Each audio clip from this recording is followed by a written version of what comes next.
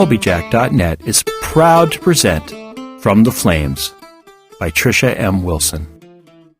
The people of the fire, the Blesa, led by their queens, have ruled the island of Alfeyju and oppressed the Driva, the people of the ice, for more than 16 generations. With the Drivian King in hiding and little hope on the horizon, the Driva looked to one person to save them from the vile Blesa, the Diviana.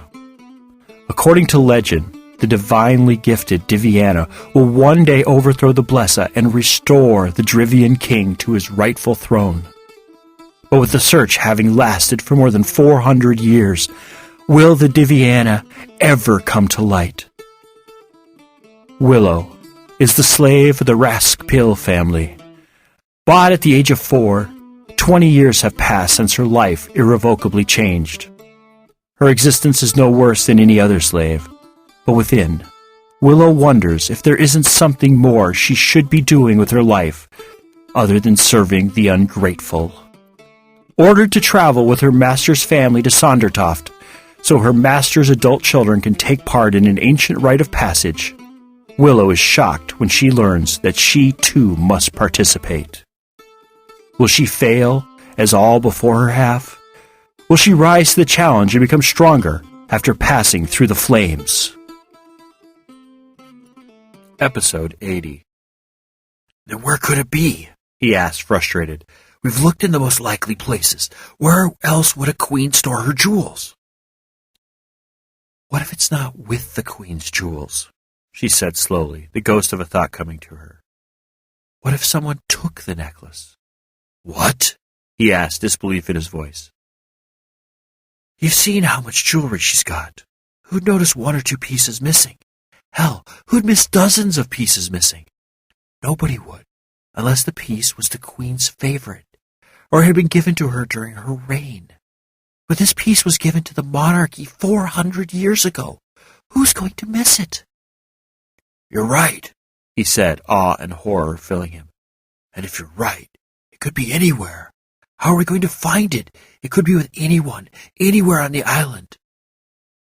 Maybe not, she countered. The families who live and work here have probably been doing so for hundreds of years, so there's a chance the necklace will be in one of their rooms. You're assuming a lot, but if it's all we have to go on for now. Hawk looked out of the nearby window and saw how dark it was. If we're going to finish this, we need to get moving. Night's falling, and people will be coming back to their rooms soon. I heard noises from this room, a woman said, her voice carrying from the hall. You sure it wasn't the weather? Been storming all day, a man said. No, it wasn't the weather. I've lived here my whole life, just like you have. Don't you think I know what sounds this type of weather makes in this house? Fine. Let me check it out. And when I find nothing, can I go back to eating my dinner? The man asked, the knob of the door turning. Willow and Hawk looked at each other in horror. This was the first sign of people they'd come across since they started searching, and it couldn't have come at a worse time. Come on, we need to get going, Hawk said, striding toward Willow. Shouldn't you bring some type of weapon with you? The woman asked, as Hawk and Willow touched. Don't you know what you've done, woman? You've let the intruder know I didn't bring anything with me. Have you no common sense? Willow and Hawk didn't stick around to hear any more of the bickering. He transported them to the inside of a different room, unable to hear the two people talking. Where are we? She asked, looking around the small bedroom. Cook's bedroom. We don't have long, so hurry. In short order, they searched the cook's, housekeeper's, and butler's bedrooms, and while they did find some pilfered items, they didn't find the necklace. Where next? The servants' residence? Hawk asked, even though he knew the answer to his question. I know it's risky, but we have to. If it's not there, we'll have to come back here and search every single room. We could come back tomorrow after we've rested. No, she answered. I want to finish this today. Where should I transport us to? Kalina did say that there were 10 people living in the residence, so where do we even start? From the top down, she said. Drop us in the attic. A second later, they were away from the butler's tiny room, and were instead in a cluttered and lived-in attic. Along 2 of the walls were beds, smaller than the ones that were in the palace, but the room also had a cozier feeling. For the cottage had felt cold and empty. Willow could feel the people in this house. "I feel them too," Hawk said. "We'd better hurry before anyone comes up and discovers us." As they'd done in the cottage, they searched every room from top to bottom as quietly as possible. Even in this first room, Willow saw that her belief that the employees of the Queen had stolen jewelry was true. There were some exquisite pieces in each room they searched, but none was the one they hunted for. While searching the second-floor rooms, they heard the laughing and talking of the residents. Nobody ever came into the room they were searching, thank the gods, but the tension was starting to get to Willow. "I think there's 1 or 2 more bedrooms left," Hawk said when they'd finished the second floor. "And they're on the first floor, where everyone is." "You wanted to finish this today? Buck up. We're concealed. They can't see us." "But they can hear us," she reminded him. "Let's go, but don't transport us directly into the room. There's a good chance they'll be occupied." "That's been a risk since we entered this place, but I'll do what you say," he tried to reassure her when she glared at him. They transported to just outside one of the bedrooms. The second they appeared, they could hear people arguing in the room. "See, I knew something like this would happen," Willow hissed. "You're right, okay? Happy? We've got to get them out, and unless you have an idea, let me think." They were both quiet for a few minutes, leaning against the wall nearest to the door, listening as the arguing got louder and more heated. "I've got an idea. Do you trust me?" he asked, looking into Willow's eyes. "Yes, with my life. But what are you planning?" "Watch." With a grin on his face, he went to the door and loudly knocked. "What?" A man from within the room yelled. Hawk didn't say anything. He knocked again, this time stepping back from the door quickly as the door violently opened. "What?" The man yelled again to the apparently empty hall. He looked up and down the hall, but didn't see anyone. "Who is it?" the woman asked from within the room. "Nobody," the man responded before closing the door. Willow looked questioningly at Hawk, but he put a finger to his lips, indicating that he wanted her to stay quiet. He waited for a minute or two, doing nothing. Then he went and knocked on the door again, this time even louder than before. He barely had time to step back before the man threw open the door, yelling, "What?" Hawk took Willow's hand and transported them into an empty corner of the room, out of the way of the two people. "Who keeps knocking?" the woman asked, taking a few steps toward the door. "There's no one there," the man said, slamming the door closed. The couple looked at each other with confusion on their faces, but before they could say anything, Hawk transported the porcelain pitcher and basin from its place on a small table next to the bed to the middle of the room, between the two people. They stared at the pitcher and basin. "How'd that get here?" the woman asked, cautiously approaching it. "How the hell am I supposed to know?" the man groused. Hawk knocked on the door again, and then, not waiting for either of the couple to open the door, he flung it open. It was as if the door were possessed. "What do you think you—" the man yelled before seeing nobody on the other side of the threshold. "What's going on today?" the woman asked, edging around the pitcher and basin as if it would attack her at any moment. To add more mayhem to the situation, Hawk started transporting more objects around the room. Clothes mysteriously left the closet and were thrown around the room. A dress even landed on the man's head, blinding him just as someone knocked on the door again seconds before it flew open, once again revealing no one. "I'm getting out of here!" the woman screamed, running past her struggling husband. Her husband ripped the dress off of his head, yelled, and followed her out of the room.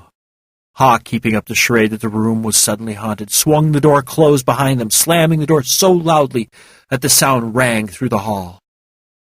Locking the door, he said, "We have to hurry. They're not going to be gone very long."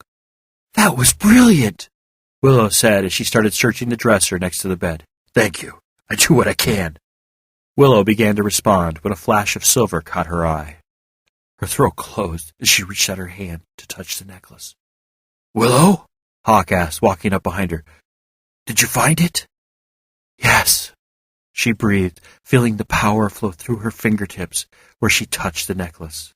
The chain, the same silvery white color of her armor, shone with tiny diamonds, which were housed inside the hollow mesh of the chain. It amazed Willow that someone could make such a delicate-looking mesh chain and still be able to put gems inside. Following the curve of the chain, Willow found the pendant just as fascinating and beautiful as the chain. In the shape of the infinity symbol, there was a vitality about it which Willow couldn't explain. Inside of each of the infinity loops was a hanging gem, the same unexplainable color as the stone held within Vowel. However, before she could decide what color the stones were emitting or enjoy the excitement and gleefulness which accompanied this moment of finding, someone tried to open the door.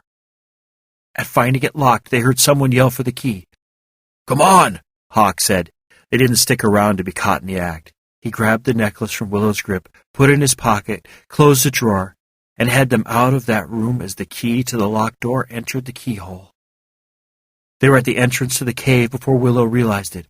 "We found it," she whispered, not believing that the gods had smiled upon them. "Yes, you did," Hawk said, drawing the necklace out of his pocket. In the very dim light, the necklace flashed, but without better light, they wouldn't be able to see it in all its glory. "Why don't we go tell the others?" he asked as he passed the necklace over to her. Willow was about to unconceal them when Val said, "No, leave yourself concealed." "Why?" Willow asked, her voice suddenly soft. Then it hit her. They should have been able to hear the others' voices echoing within the cave. "Something's wrong." Hawk drew his sword and crept deeper into the cave. Willow followed, her armor suddenly covering her body and the necklace gripped tightly within her hand. "Took you long enough to get back," Adelina said from within the room the others had been in when they'd left. "You find the necklace?" "Yes. Where are the others?" Willow asked, still ready for anyone who might be waiting to attack them. "They've been captured."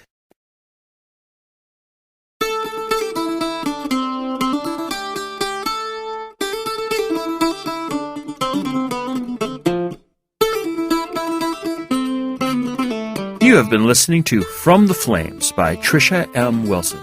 Read, recorded, mastered, encoded, and produced by Colbyjack.net. This work is released under a Creative Commons 3.0 Attribution, Non-Commercial, Share-alike license. Do what you want with it, just don't try to profit from it. Heaven knows we can't. If you have any questions, comments, or rants you wish to share with us, we can be reached at Colbyjack at Colbyjack.net. That's COLBYTRAX @COLBYJACK.net. Yep, I sing it too. If you want to follow the exploits of Trisha in Twitterland, just search for Lady Trisha W on Twitter, or follow the ever-dashing, courageous, hardworking, intelligent, and immensely humble Colbyjack on the Twitters as well. If you find that you can't just wait to find out what will happen with Willow, the strong dude and the annoying dude, be heartened to know that From the Flames is available from Amazon, Barnes & Noble, and Smashwords, as well as from our little shop. Didn't you know about our little shop? Why, yes, we have a little shop located at shop. That's shop.colbyjack.net. That's shop.colbyjack.net. Yeah, real original there. There you will find the latest ebook versions of all our works in both Mobi and ebook, all DRM-free, as well as audiobook versions of such works as Firmware Hijacked and Proxy, as well, naturally, as well as From the Flames. The audiobooks differ from the podcasts in that the headers and bumpers only run once, and the episodes are grouped into hour-long episodes for easy burning to CD or for downloading on the go. If you find you don't need any stuff, but just want to thank us monetarily for our efforts here, just head on over to Colbyjack.net, select either audio or visual, and look for the donate button located on the blog roll. Well, anyway, thank you for listening, have a wonderful week, and remember to be fabulous.